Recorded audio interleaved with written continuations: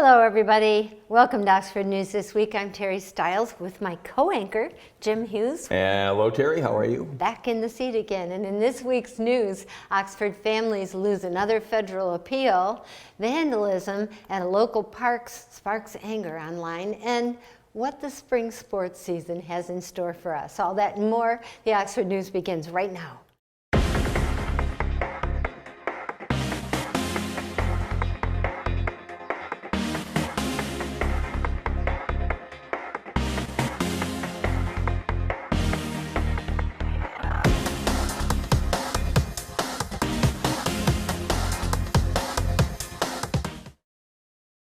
The Village of Oxford Council is considering a new path forward on what they call the South Washington Triangle. It's a nickname for the triangular-shaped piece of land on South Washington Street, just before the new car wash. Zoned in July from single-family residential to multi-family use, which allowed for four-unit townhouse buildings and two 8-unit townhouse buildings to be built on the site. At its most recent meeting, Council discussed using the framework created by the Michigan Department of Environment, Great Lakes and Energy's Brownfield program to develop the property. The state program works with communities to create economic opportunities by putting contaminated properties back into productive use through tax incremental financing growth. Village Attorney Bob Davis said money could be raised in the same way to pay back developers for the project. The target demographic for the new development is around 80 to 120% of the median household income of the community. Jim? Thanks, Terry. Oxford families have lost an appeal in the federal court over the actions of the two Oxford High School officials at the time of the tragedy. The Federal Appeals Court panel unanimously decided that Sean Hopkins, a counselor, and Nicholas Ejak, the high school's dean of students, did not display callous indifference toward the perceived risk of the shooter before the attack. The ruling effectively ends a collection of federal civil lawsuits filed by the families and the survivors, which affirmed another one made by a lower court. The appeal was based on a warning made to the shooter's parents that a call to Child Protective Services would be called if they did not get help for their son within a 48-hour time period. The court of opinion was that the meeting did not violate the parents' constitutional rights and the counselor's demand was actually legitimate. Terry. Vandals of Powell Lake Park cut down trees and marked others with orange spray paint, built a fort, and littered the place with trash and tools. It took Oxford Township Parks and Recreation staff hours to mitigate the senseless damage, but the downed trees will take much longer to clean up as the marauders left stumps large enough for someone to be injured. While social media warriors say the act is just kids being kids, and the township calling it vandalism took it a bit too far. The township has not yet responded to the residents' comments. Those who witness acts of vandalism or have information regarding this one can contact Oxford Township Parks and Recreation or the Oakland County Sheriff's Office. Back to you, Jim. Thanks, Sherry. Spring is springing in Oxford, and it might seem seasonal events are always on the way. The Oxford's DDA is ready to party. The Downtown Development Authority hosts tons of events this upcoming year, from fall festivals to wintertime strolls and in the ever-popular summer concert series. Always enjoy that. These events take a lot of hard work, so the DDA Director Kimberly Smith is looking for volunteers to help for behind-the-scenes action. To sign up, there will be a list of events to choose from on the DDA Events Facebook page, or for more information, contact the volunteer champion. Her name is Holly at 248-342-4949. Terry. Well, last week, the Oxford Chamber of Commerce held its annual State of the Community Breakfast featuring Village Manager Joe Medor, Township Grants and Communications Manager CJ Carnacchio, Oakland Thrive Partnership with the Bernie Directive, all to update us and keep us up to date on the progress of what's going on within our township. Congratulations to Stacy Williams, caseworker for the Oxford Addison Youth Assistance, and Brian McCall, executive chef at Independence Village of Oxford, for receiving leadership awards from the Oxford Chamber of Commerce earlier in the day. This recognition was well-deserved. The Chamber would like to thank all who participated in the event and for all that is done in this entire community. Congratulations to Stacy and Chef Brian for their dedication to helping others in this community. Jim? The Michigan Department of Transportation beginning one more lane closure this week. It's part of the $1.3 million project making repairs to the I-75 business loop on the bridge over I-75 west of Roscommon. So if you're headed up north, this may impact that travel. The project aims at enhancing safety and longevity by replacing the bridge's pin and hanger joint assemblies, plus cleaning and coating the bridge's structural steel to prevent deterioration. Construction starts this week, Monday, and will run all the way through the mid part of July. So when making that trip, you'll see single lane closures with traffic shifts. Although one lane will be open, it could very well cause a complete backup in those areas. So there is no detour. Motorists should expect potential delays. Plan accordingly, or maybe even plan another day. Come home that extra day on Monday or head up on a day earlier. MDOT hopes that the project will ensure structural integrity of the bridge and will extend its service of life. Terry. Well, in a separate segment, Behind the Lens, in our Behind the Lens segment this week, All-State Reading All-Stars. To celebrate March's Reading Month, 3 of Oxford's All-State wrestlers took a trip to Oxford's elementary for special read out louds.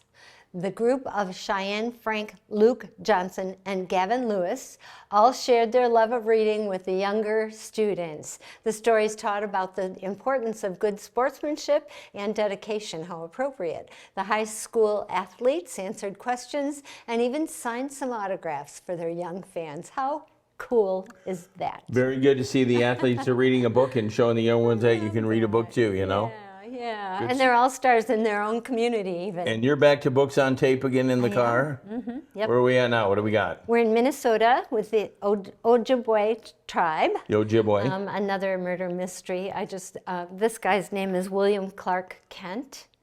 Okay. William Kent Kruger. Sorry about that. It's Clark easy Kent to was say. the guy that Clark I Kent. think he was Superman. I'm just William saying. Kent Kruger, and I think he's got about 35 books out there. And you're so on book what? I'm pretty busy. This is about my 8th one of Okay, his. so you got a little bit to go. So And there's history involved in it, and there's always it's the same characters throughout, so you feel like family at this you point. become part of it. Yeah, it's really fun. So in our unofficial segment that has no label to it, it's called What's Jerry Reading or Listening To? We like to always delve into that. Yep. It's always good, especially March with being Reading Month. Right. And I mean, we have that one program that's on our channel here, the Read a Story program. Read me a story, right? Yeah. Mm-hmm. Yep, Good that's stuff. for younger kids, 1st grade to maybe 3rd grade. That's been on a while, though. It sure has. We've probably since we moved in here, which was almost 7 years Very, ago. very cool. Yeah.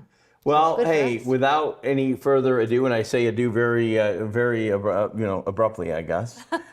I don't know. Dave Kenny's coming Ciao. up. He's got, there you go, Auto Talk and Science in the News. In our last story, the title, we're just going to call it Honorees Galore. We'll be back right after this.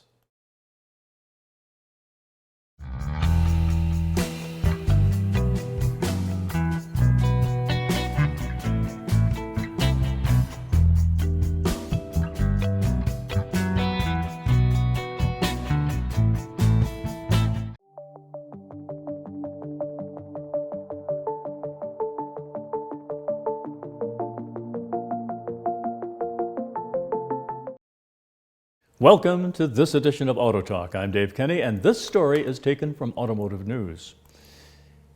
Tesla Incorporated is recalling 46,096 Cybertrucks in the U.S. That's nearly all the Cybertrucks built in the first 15 months of production, to fix an exterior panel that could detach while driving, the latest in a series of callbacks for the pickup since last year. The recall is over issues with a stainless steel exterior trim panel that can delaminate and detach from the vehicle, according to a report released by the National Highway Traffic Safety Administration on March 20th. car maker estimates that 1% of the pickups it's calling back have a defect, according to the recall report. Pieces of steel trim along the exterior of the Cybertruck are joined to the vehicle by an adhesive that's susceptible to environmental embrittlement, the company said. A detached panel can become a road hazard, increasing the risk of a crash, according to the report. Tesla, led by billionaire Elon Musk, who is also leading efforts to shrink the government as senior advisor for President Donald Trump, accounts for a large proportion of recalled vehicles in the U.S. The company identified 151 warranty claims that may be related to the condition, and as a remedy, Tesla's service department will replace the exterior panel free of charge. As of March 18th, Tesla said it had not yet corrected the issue in production. The manufacturer said it expected to sort out the remedy on or around March 21st. Tesla recalled the Cybertruck 6 times in the U.S. within a year of launching the pickup in November of 2023. One of those earlier safety campaigns in June of last year pertained to trim pieces along the exterior of the trunk bed that could come loose while driving. From the moment he first unveiled a Cybertruck prototype in November of 2019, Musk has positioned the pickup as sturdy and strong. "You want a truck that's really tough, not fake tough," he said on stage in an event in Los Angeles. But after showing clips of the truck withstanding gunshots and inviting Franz von Holzhausen, Tesla's design chief, to slam its doors with a sledgehammer, a demonstration of the Cybertruck's armored glass went awry. The executive hurled a metal ball at the driver's side windows and shattered them.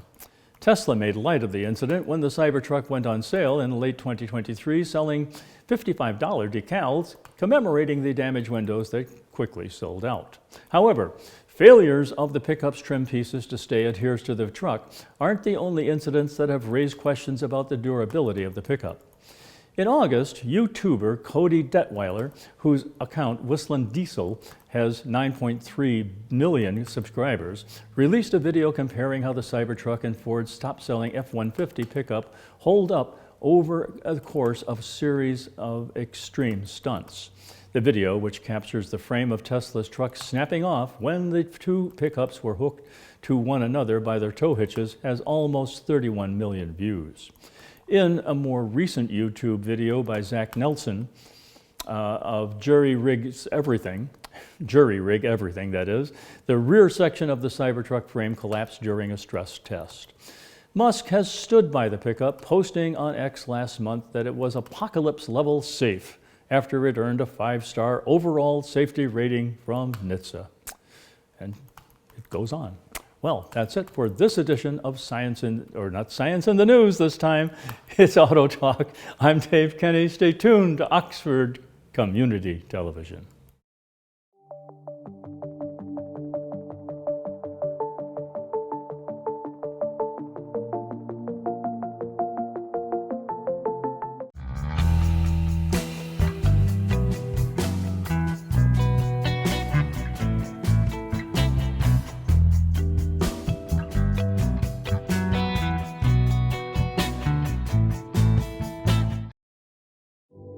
When a crisis hits, close to home and across the globe, nonprofits are on the front lines, ready to serve. Keep coming. The demand for charitable services has skyrocketed, and nonprofits are rising to meet the needs. Healing, nurturing, rescuing, honoring, protecting, caring, inspiring. The work of philanthropic organizations of all sizes, across all missions, has never been more important. And it's donors and volunteers like you who make all this possible. Thank you. Together, we change the world. The Nonprofit Alliance. Hi, I'm Peyton Manning, and I'm partnering with the American Red Cross this year to tackle blood shortages. Giving blood's important because every 2 seconds, someone actually needs blood, and unfortunately, only like 3% of the U.S. population donates. So we have to step up to give and to make sure there's plenty of blood available for those in need. Visit redcrossblood.org to get in the game and make an appointment to give. One in every 500 African Americans in the U.S. suffers from sickle cell disease. 1 in 3 African American blood donors is a match for patients with sickle cell. 1 appointment to donate blood with the American Red Cross can help save a life. Will you be that one? Visit redcrossblood.org/ourblood today to schedule an appointment at a location near you.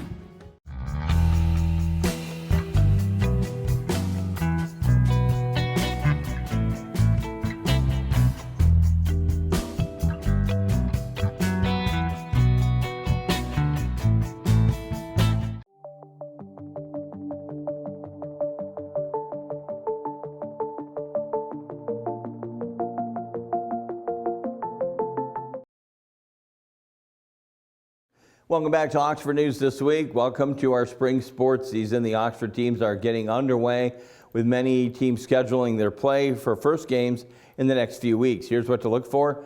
Athletes spring into the spring action. The varsity track and field teams will open up their season against Rochester next week. They'll also compete in the OAA Red League and first matchup in the dual meet. Baseball also ready to start their season with a doubleheader against Rochester. That'll be a home game.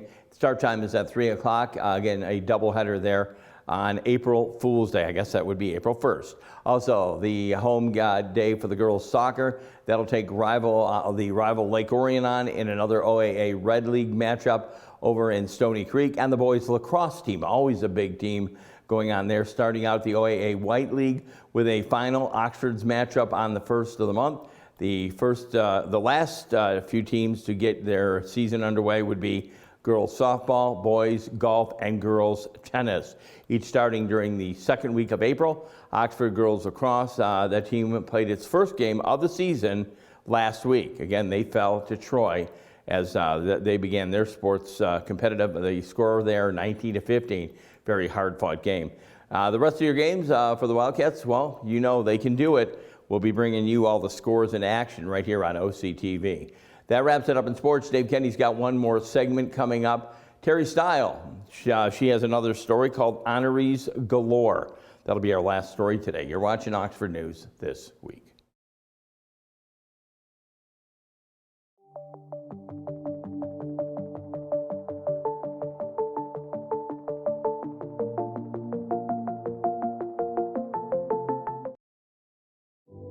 When a crisis hits, close to home and across the globe, nonprofits are on the front lines, ready to serve. Keep coming. The demand for charitable services has skyrocketed, and nonprofits are rising to meet the needs. Healing, nurturing, rescuing, honoring, protecting, caring, inspiring. The work of philanthropic organizations of all sizes, across all missions, has never been more important. And it's donors and volunteers like you who make all this possible. Thank you. Together, we change the world. The Nonprofit Alliance. Hi, I'm Peyton Manning, and I'm partnering with the American Red Cross this year to tackle blood shortages. Giving blood's important because every 2 seconds, someone actually needs blood, and unfortunately, only like 3% of the U.S. population donates. So we have to step up to give and to make sure there's plenty of blood available for those in need. Visit redcrossblood.org to get in the game and make an appointment to give. Welcome to Science in the News. I'm Dave Kenny, and this story is taken from New Scientist. An early trial of a norovirus vaccine pill has shown promise at protecting against the notorious winter vomiting bug, with researchers saying it could potentially be available for use in a few years. The virus is highly contagious, infecting stomach and intestines and causing vomiting and diarrhea. Ugh. Most people recover within a few days, but very young and older people are especially at risk of ending up in a hospital with significant health care costs.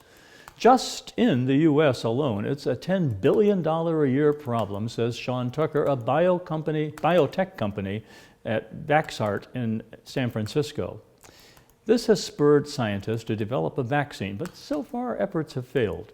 That's partly because prior attempts have focused on developing injectable vaccines, which are less good at generating protective antibodies in the intestine where the virus replicates, says Tucker. To address this, Tucker and his colleagues previously developed an oral norovirus vaccine that delivers a protein from the GI.1 norovirus variant in the intestine.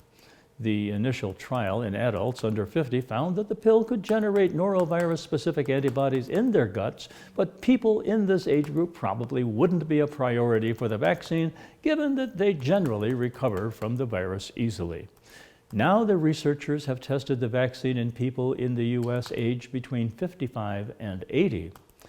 The team gave 11 of them the pill, while 22 others took a placebo. About a month later, the researchers collected blood and saliva samples from the participants. They found the people who took the vaccine had higher levels of IgA antibodies, which can block norovirus from entering cells. These antibodies had increased by more than 10 times in their blood and around 7 times in their saliva, compared with samples taken just after vaccination, or just before, that is. In contrast, the placebo group saw little change in their antibody levels. Importantly, the antibodies were still present 6 months later in the people who took the pill, albeit at lower levels, suggesting it could offer lasting immunity. The fact that they've got this robust antibody response makes me hopeful that it could provide protection against infection, says Sarah Caddy at Cornell University in New York. In particular, the saliva antibody response is a way that we can get a snapshot of what's happening in the intestine because the immune responses there are similar. But further work should explore whether the vaccine actually prevents infection or reduces the spread of norovirus, she says. The team hopes to explore this. What's more, the study focused on just one norovirus variant. In the real world, there are dozens of different strains you might encounter. The vaccine may not protect against them all, says Caddy. In unpublished work, the researchers found that a version of the vaccine containing both GI.1 and GII.4 norovirus variants, the latter of which is currently surging in the UK, generated antibodies against multiple variants, says Tucker.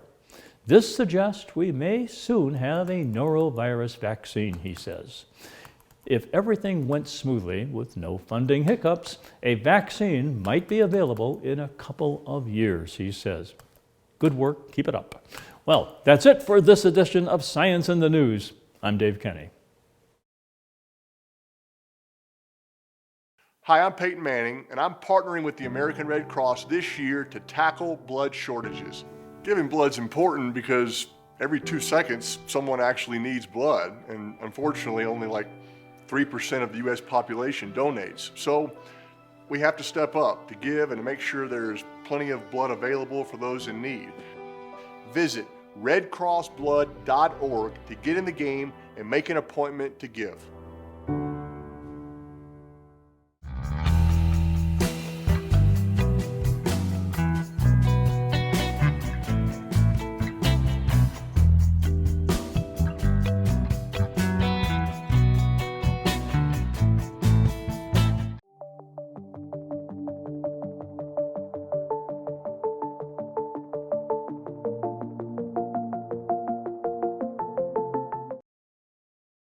So in our last story, we already talked about this a little bit, but congratulations to 2 Oxford Chamber of Commerce Award winners.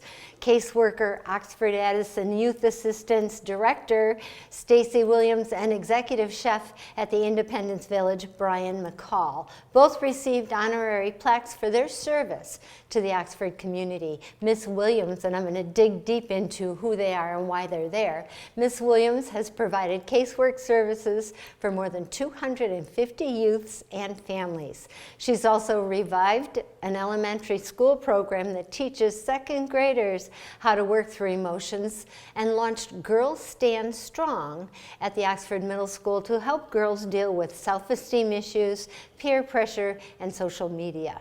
Chef McCall and his team created over 70,000 meals annually for residents and regularly help feed community members for the free meals program that Connie Miller runs on Wednesday nights. They have prepared up to 150 dinners for that program at the Congregational United Church of Christ, and contributes to holiday dinners for Meals on Wheels clients. Congratulations to both of you, and thank you both for all that you do to help others. I'm telling you, this community just never stops. They rally and hug and do good things, right? Yeah, there's all kinds of good stuff. Even in the bad stuff, good stuff comes out of it. They always say sometimes a bad experience can be a learning opportunity. I've been How can I even beat that? Well, you know what? I heard that from the Final Four, okay? Okay, I took that you're from the Final Four. That's during March, and I heard one of the announcers go, even during a bad time, you can learn something. Especially in March Learning Month. I have to give them credit on that one. Yeah, okay, give them credit. We don't want to get in trouble, right?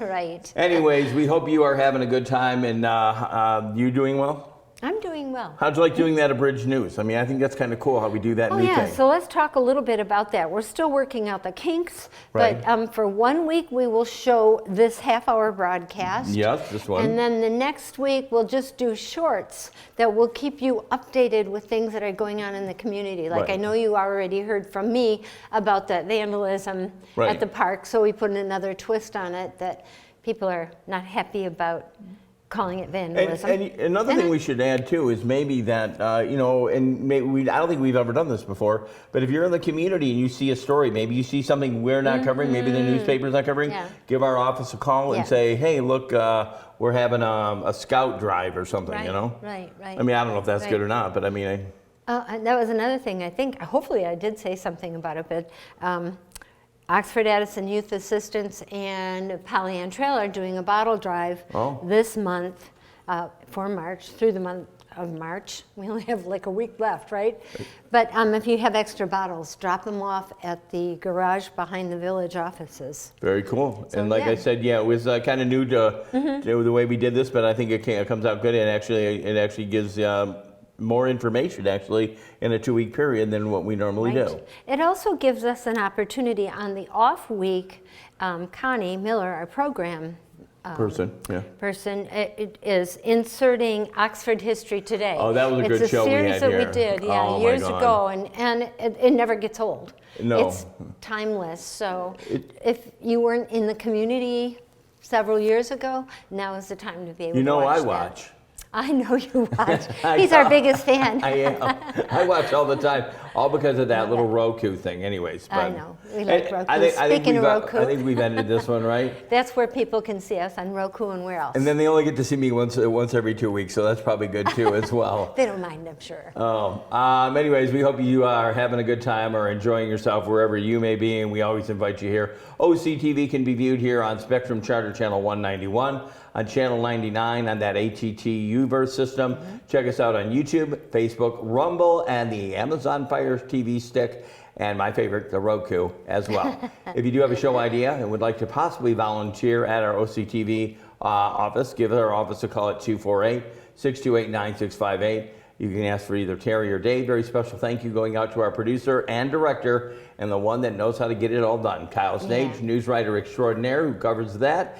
Allison Miller, our station manager, anchor, Terry Stiles, always on the go. Everyone here at OCTV, I'm Jim Hughes, hoping you have a safe week.